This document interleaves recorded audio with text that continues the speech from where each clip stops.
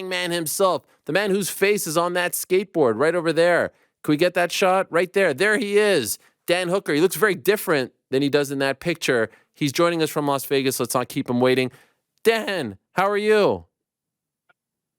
Yeah, not bad. The curtain raiser. I'm the curtain raiser today. Yeah, well, you're the guy who kind of like kicks us off. You're the one who's very busy. You got media day over there, so I appreciate you sneaking us I'll get in. this party started. Yeah, that's right. You're that kind of guy. Well, I just come. It was funny. I just come from the press conference with everyone. But I can see Ash, who's my manager, who like booked in for the interview, is like standing in the background behind everyone, going 10. It's at 10. Like wrap it up. So we wrapped up meeting, and they took me away, and I had to jump on because we can't miss the Helwani show. I appreciate that very much. Can I ask you off the bat the question that everyone's talking about, so we can address it? The elephant in the room. Everyone's asking about it. Everyone's talking about it. How is the weather in Las Vegas? Is everything good? No, I'm just kidding. That wasn't the question. I'm fucking with you. I was like, bro, I want to go. Which elephant? There's a lot of elephants in my room, Yes. Bubba. I gotta ask which elephant. Can we start with the hair? Why the change in the hairdo? Nah, just complete like impulsive decision. Like it wasn't not too much thought. Went into it at all. I wish I had a cool story about it. Like I watch obviously a Dragon Ball Z fan, but can't say it was like a real inspiration. It was just change things up before the fight. I feel like this is like a fresh start, a new beginning. So you got to look the part, you know. Why is this a fresh start? Why is this a new beginning? I just feel like everything's coming together, like in my game and my training, and like I turned a big corner in the gym, and I just feel like everything's coming together now in terms of my experience, skill, and technique. So yeah, I'm just excited to get out there Saturday and just show everyone. So you've been in this game for a very long time. You've been fighting a long time. Why do you turn a corner now? What has changed to lead you to believe that you are turning a corner now at this point? Like I've been working on things. I always felt like I got into the UFC like a little bit too early, or not with not the right amount of experience. Like it was a little bit rushed, but it's the UFC. You're not going to turn down an opportunity like that. And at the time, I was just like a hungry young kid, wanted to prove that I belong there. You just want to get out there. And then over the years, so I've had to grow and develop inside of the UFC against the world's best competition. And that's a tough test. So you want to learn a new system. You want to try something out. You want to, like I've done a lot of different things over the years. Obviously, like work my wrestling into my game, work my jiu-jitsu into my game, turning southpaw, becoming ambidextrous. Like that obviously takes like a lot of time and working on those things against guys like Paul Felder, working on things against like Dustin Poirier, against Islam Makhachev. It's a bit more difficult. Like I think people forget the amount of experience. Like a guy like Israel, he's had 100 kickboxing fights. Like he's had a lot of time to experiment, a lot of time for his to practice and to become like a very complete fighter before he then transitioned to the UFC. So that's like advice for like young kids. It's like don't be in too much of a rush to get into the UFC, because if you get in there, it's a very difficult place to refine your skill. It's a very difficult place to develop new techniques. In retrospect, do you regret saying yes when you did? Do you wish you waited a little longer? No way. It's been one heck of a ride. No, I definitely don't. Like it's because I wouldn't be the fighter I am right now, and that level of experience can only come through the kind of adversity that I've been through. Like if you hadn't had those lessons, like that's like the crux of the position I am now, or like the beauty of the position that I am in now, is that because when you go out for a UFC fight, you have to convince yourself that you're invincible, for that moment in time. Like you don't walk around the streets like thinking but for that 15 minutes, for that 25 minutes, you have to truly believe that you're unbeatable. That becomes a heck of a lot more difficult when you know you are, when you've been knocked out, when you've been choked unconscious, when you've been through all of these adversity things, when you're like a young undefeated kid, 15 and 0, 10 and 0, and you're coming in, you are unbeatable. No one has beaten you yet. It's very easy to go out there with that past experience and convince everyone that you're unbeatable, because you've never been beaten. You don't have any evidence to contrary your train of thought. But the position that I'm in now is that I can get myself to that point. I can believe that I'm unbeatable when I know that I'm not, which is a very difficult thing for people to understand. Do you talk to someone about this, or do you kind of figure this out on your own? No, like I have a coach that I kind of bounce back and forth, or like I gain a lot from David Eagle back in New Zealand.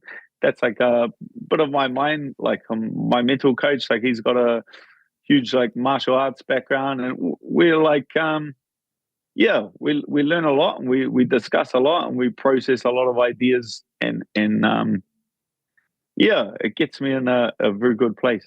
So you mentioned the hair is part of the fresh start. What about the tattoos? I've seen that you have added. Again, impulsive decisions. Like people are like, you don't get tattoos that big off an impulse. Well, you can. I can get like goaded into tattoos the same way I get goaded into fights. I got an into the thing. I bet you won't tattoo your back, and I'm just like, oh yeah, you don't think I will? I'll show you. So I've got to keep a rein on that. I think we've done 30% of the body. I think another couple of impulsive decisions and we might be covered. So we'll have to slow it down a bit. What do you reckon? Well, so you have the whole back tat, or most of the back, and then you also did the 2 legs, right? Half my back. I got done Josh Kuhn in the Gold Coast. He's a very exciting fighter. Fights on Eternal. I think he's got a fight coming up. But he is like a friend of mine, training partner. And I was just coming back from UFC Perth, from watching UFC Perth. There was a cyclone hit New Zealand, so my flight got redirected. Oh. And I was like, I'll just go to the Gold Coast. And he goes, well, you're in town if you need anything. I think it was like offering like a coffee or we go out to dinner or something like that. I said, maybe a tattoo while I'm in town. 12 hours later, I got half my back covered. Same thing in New Zealand, get back, and the legs were supposed to be a little bit smaller, but my good old friend Rod says, well, I don't tattoo legs without tattooing feet. So it went the whole way up to the knee, down to the toe. Which hurt the most? Which part? Oh, yeah, you can, feet and ankles is there's a good reason not many people have have tattoos on their feet and ankles. How long did it take for you to fully recover from that? The aerial, not as long as I should. I gotta get a few touch ups because I was front. I think I got it Wednesday, and then I sparred Saturday, and I kicked a bit. I was throwing too many low kicks, and I kicked a bit of it off. Oh my God! So I gotta get a bit of a touch up. So what? I took 2 days off training. Like it's not definitely not as long as I should. And the leg tattoos are those? Forgive me for not like knowing the term, but like, is that something that has to do with New Zealand? The back seems like it's just something that has to. Correct me if I'm wrong. Like is personal to you, but it feels more cultural based. Is that the right way to put it? Am I right about this? Yeah. So my right leg is Maori. It's called tamoko. That's like the indigenous people of New Zealand. And then I have like a Maori blood in my heritage. So that's why I got the right leg done. And then my left leg is Celtic design. So that's like my Celtic heritage as well. So yeah, like knee down, it's just like a little shout out to my heritage. We last saw you. Well, no, maybe not little. Maybe It's a pretty big damn shout out. Yeah, it's a pretty big damn shout out. I like it. It's cool. I just, to your point, I'd never seen it go all the way to like the ankle and then the foot. So I was curious about that. But it looks like a full, like, yeah, terrible idea. I would not recommend. Was your wife upset when you did it? No, she's got them too. Oh, She's wow. got them too. I got my back. Yeah, I got my back done. So my wife was like, "Oh, we're getting tattoos," and so she got it. Her chest done. What? She got like one of her legs done, or her whole thigh, and then she got like the top of her neck done as well. So the hookers are getting a bit carried away. Like you guys are like Bonnie and Clyde, ride or dies. I love it. Together. That's it, baby. Last time I saw you was here in studio before the MSG fight against Claudio Puelles, and obviously you're very calm and relatively carefree. It seems like from the outside looking in, but considering the two fights prior, how nervous were you going into that fight in retrospect, and how good did it feel to get the W and get back on track? Yeah, well, like definitely a bit of relief, more so because of like all the hard work that I've put into it. But I feel like you've encouraged, like this is fighting. Like you're obviously not going to get the results you want every single time. Like anything can happen on the night. A few bad results on the trot does not. Yeah, like I knew within myself what I was capable of. So it's not like I was sitting at home like maybe I am shit. You know what I mean? Like I thought I knew within myself what I was capable of. So it was just like to go out there and to perform the way that you know you're capable of it was quite rewarding. I'm in a UFC security room. Oh shit! Things are going off now. Are they coming after us? What's happening? They're coming after you. If they find out I'm on air or Barney show, I think I might get booted out of here, mate. What do you reckon? Nah, come on. They love me. It's all a work. It's all a work. Don't fall for those tricks. They love me over there. They're giving you a special room just to talk to me. Who gets that kind of treatment? Yeah, that's true. That's true. March. It's a nice cupboard, though. Oh, no, it is. Yeah, it's a great cover. What happened in March? Why didn't this fight happen in March? Broke my hand. So I was just wrestling. We were like doing some wrestling. I like posted on my teammate's hand, on my teammate's arm, like the way that I've done 20,000 times, and then like two fingers just bent all the way back and just snapped the bone in my hand. So it was just like something you've done every single day for the last 15 years, and it's just one of those things. Like I just put my hand out, snap, went and like just shot straight to I didn't shoot straight there. Like I went home. I'd convinced myself that I just dislocated my finger. I was like, nah, I've just dislocated my finger. So I like finished my training session, and then I was like sitting at home, and then I messaged my physio, Gabe, and I was like, I think I might have dislocated my finger. And he goes, oh yeah, where does it hurt? And I like pointed to the middle of my hand, and he's like, yeah, you can't dislocate the middle of your hand. He's like, you know what I mean? So I went and got an X-ray, and then like straight up, because it was like late at night in New Zealand, and then I went straight, like got the X-ray, and just the look on the lady's face, she's like, and I looked and she goes, oh, what do you got coming up? I said, oh, I got a fight in 2 weeks. And she goes, oh, I don't think so. Oh, but yeah, it's just one of those things. It was like 2 weeks before, like just finishing up camp, like it's the worst. But the extra time to prepare, always is a blessing in disguise. How long did it take for that to fully heal? Oh, I was back to training like straight away. Went over to Perth, had a good time watching the boys, watching Volt, and then just came back to New Zealand and got back to training. Just I've got 2 legs and another arm. Like you don't need everything for training. Like if you take time off from training every time you're injured, you're never going to do any training. Fair enough. By the way, speaking of that, that's a perfect transition. Thank you so much. I spoke to Alex Volkanovski on the Sunday here in America, like the next day. We pre-taped the interview after the fight against Islam, and he made a sort of like offhanded comment, which at the time kind of went over my head. He was doing the interview in a hotel room, and I think he was talking to someone in the room about the weight situation. I wake up on the Monday morning and Dan Hooker has dropped several atomic bombs on the MMA community. And I was like, oh, that's what he was referencing. It went over my head because I didn't know what he was talking about. Could I ask what led you to do that? And in retrospect, do you have any regrets about any of that? Yeah, like we're like, I think I've said it. I think it's like out there that like whoever the nurse was got in touch with our team, and that was like going around our team, and we're like, oh, Volker's just like the nicest guy in the world. You know what I mean? He's not gonna go there and say anything. It's like even like Eugene's and like thinking, oh, how should we approach this? I said, hold my beer, boys. I'll show you how this is done. I know how to get the people going. Like, so I can't. There's definitely something there. You know what I mean? Just because you don't have like, I don't know what's going on behind the scenes or why it's not. Why it didn't go any further. Maybe it didn't have like the evidence to get it over the line. You know what I mean? But that doesn't, where there's smoke, there's fire. It's OJ Simpson's walking around. You know what I mean? Would you invite him to your family? Would you invite him to your family barbecue? Probably not. Okay. So you believe that some funny business went down. You still believe that? Nothing has happened.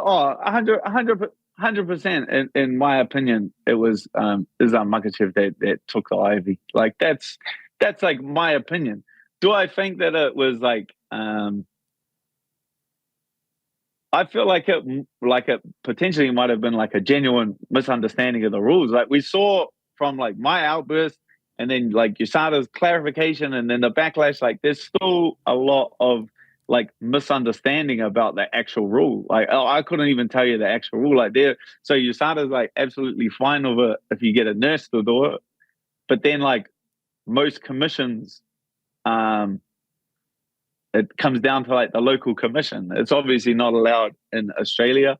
Like, but who knows how it says if you get the commission's approval, like how many commissions are approving IV usage or who's been given like I feel like there's still no real clarification around the topic. But yeah, like now in hindsight, do I believe it like was truly like a malicious cheating thing? I think it might have been just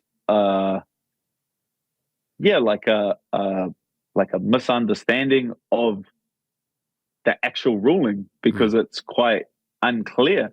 Like if USADA said something's all right, like most people just think that that's all right then. Other than Islam and his fans and his team, did anyone get mad at you for, like you said, hold my beer, but did the team say like, maybe you shouldn't have said so much? Did the UFC get mad? Did USADA get mad at you? Did you face any repercussions for being... I can't say that. Like if I hadn't have said what I said, would anyone know that had transpired? Like probably not. Besides like dropping subliminal messages on the Helwani show, I don't think anyone would have known that would have gone down. So do I regret saying that? There's no way I. That's if you're facing my team, if you're competing against my team and you're doing anything untoward and I find out about it, I'm gonna put you on blast. Like that's not I'm incredibly defensive over my team. You can attack me all you want. You know what I mean? People can say whatever they want to say about me or do whatever they want to do about me. But it's if you go after my team, like I'm gonna be the first one that's throwing a shot. I love that. Much respect. And I'm just going to keep you for 2 more minutes. Thank you for doing this. I really appreciate it. I know you talked about this in other media, but could you tell us on the show, why were you so offended when Ash recommended you fight Tony Ferguson? Why did that bother you so much? Yeah, well, I don't mean to offend him like that. I mean, like that's where they thought I was at. You know what I mean? Like, and that's I'm just feel like that was like my honest, like that's like my honest reaction to it. You know what I mean? I try my best to whenever I'm doing an interview or talking to people or talking to the fans, it's like give my honest account of it or my honest reaction of things. And there's obviously pros and cons to that. It's like if I could go back in time and when I'm first in the UFC and just be like, don't say that, don't say that, don't say that, don't say that. then you just sit there like a nonce. Like, who wants to interview the guy that's just like, yeah, oh no, it's going to be a good fight this weekend? Like, you know what I mean? There's like it's better. I think the fans actually enjoy it when you're like actually out there and honest. Like Tony doesn't want to get out there and fight contenders and work his way back into title contention. That's all that I meant. Like, from the outside looking in, like, Tony wants big money fights, um, only against like other experienced guys. Like, he doesn't want to fight the young up and comers, that like the Jalin Turners of the division, the guys in the top 10 that are going to get him back towards the title. Like, he doesn't want to get out there and compete against that. So it's like, is that a great fight? Like, yeah, Tony Ferguson's a great fight. Like, would I get? Is it a easier fight for more money? Yeah, it is, but it doesn't get me to where I want to go. Jalin Turner gets me to where I want to go. It's like that gets me back in the top 10. That gets me back in like a contender status, which is what I'm really after. Tony Ferguson doesn't get me that contender status. And Jalin is a super duper prospect who is a very lanky, athletic, skilled fighter. Are you impressed with him? Oh, very, very. He's an incredibly dangerous opponent. Like, there's a lot of respect there. Technically, everything. He ticks all the boxes. He is what he says he is. That's not why I think I'm going to beat him. I think I'm going to beat him because I'm better. On the ground or on the feet? Where do you think you beat him? Oh, wherever it goes, it's an MMA fight at the end of the day. You know what I mean? People are like, oh, two strikers. It's like, bro, this is MMA. If I can grab you, I'll grab you. If I can submit you, I'll submit you. If I can outstrike you, I'll outstrike you. Wherever the fight goes, I'm more than prepared. Can't wait for it. Wish you all the best, and thank you so much for doing this. Good luck on Saturday. Love the hair, love the tats, love the answers. Keep it up, my friend. Thank you so much. Appreciate your time, sir. Thank you. There he is, the one and only Dan Hooker. What a gent.